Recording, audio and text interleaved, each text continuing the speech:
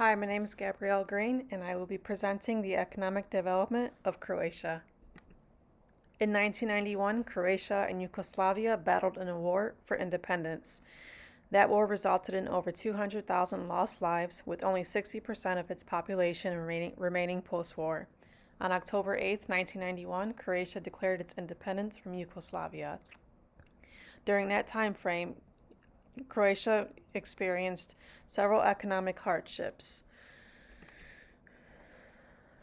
The Croatian economy started to recover in 2001 with a steady GDP increase from 4% to 6% with the help of tourism and credit-driven consumer spending.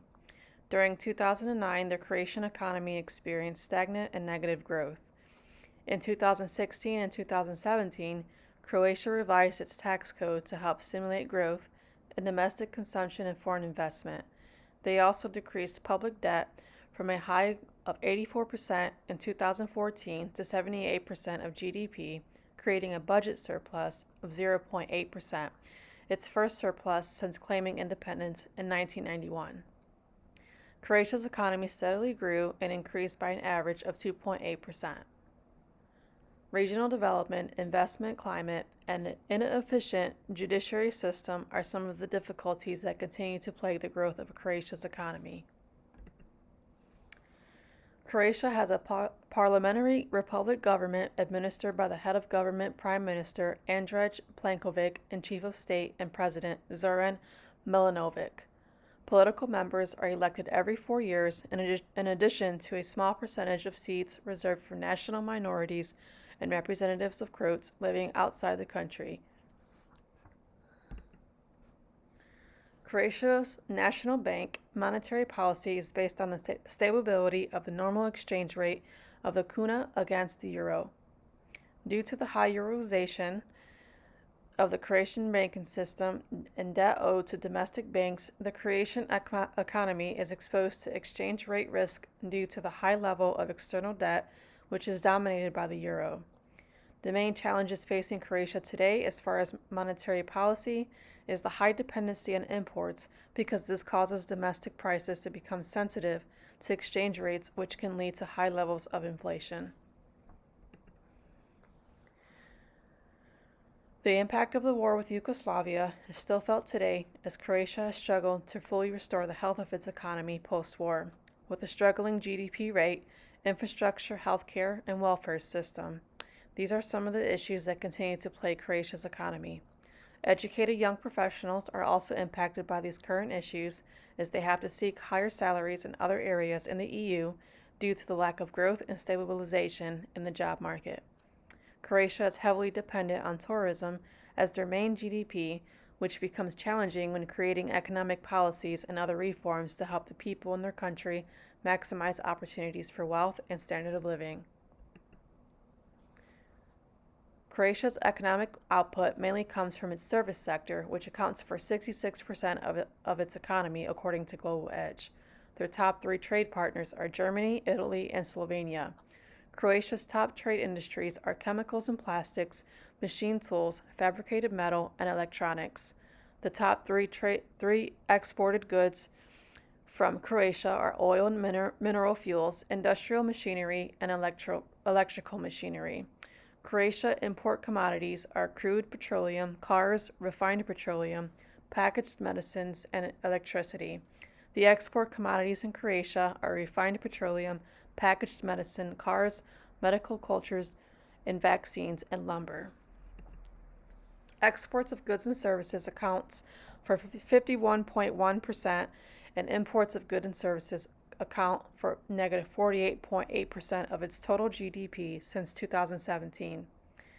Croatia is more dependent on its imports of goods and services, and most of Croatia's exports Croatia exports most products to Bosnia and Herzegovina, Austria, Italy, Germany, Slovenia, and the United Kingdom, Serbia, Hungary, and Russia. It imports from Italy, Germany, China, Russia, Austria, Bosnia, and Herzegovina. In 2018, Croatia recorded the highest poverty rates in the EU. This is largely due to the aftermath of post-war with Yugoslavia, According to Thelwell, 2019, one-third of all Croatian citizens live in conditions of extreme material, and just over 15% are unable to afford basic necessities needed to live life comfortably. A heavy burden of debt also accounts for poverty in Croatia. In 2018, the national debt in Croatia accumulated to 45.3 billion, which equals to 74.1% of the country's GDP. Croatia also has the highest youth unemployment rate in the EU.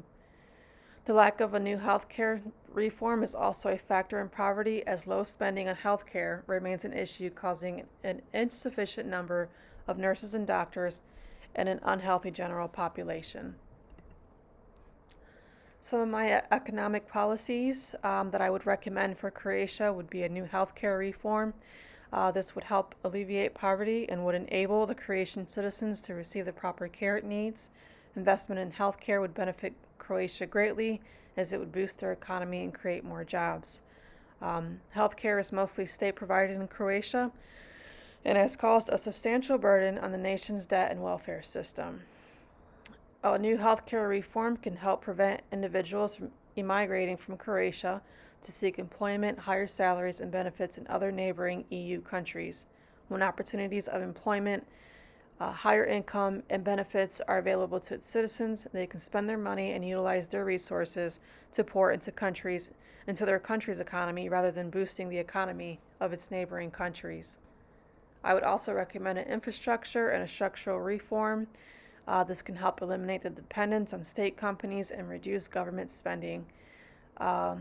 Infrastructure reform can reshape the landscape of the Croatian economy.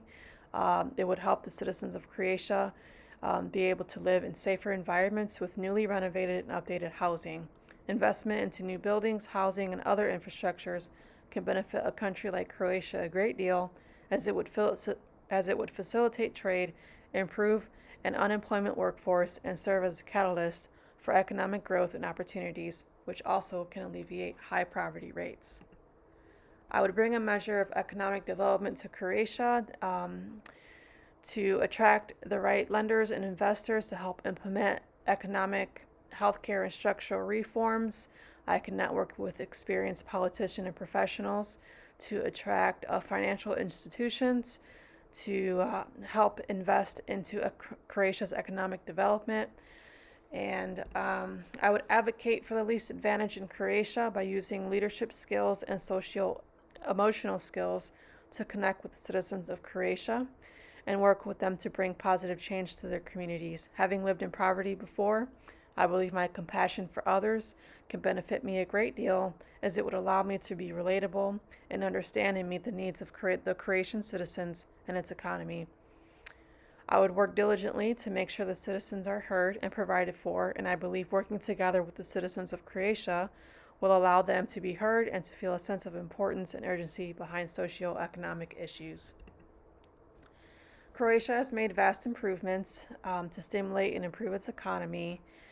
In 2020, elections formed a coalition with Liberal Croatian People's Party and several other representatives and seeks to increase the minimum wage and invest in Croatia's healthcare system while also cutting taxes. Croatia positioned itself to become a regional energy hub, which will be in operation sometime in 2021.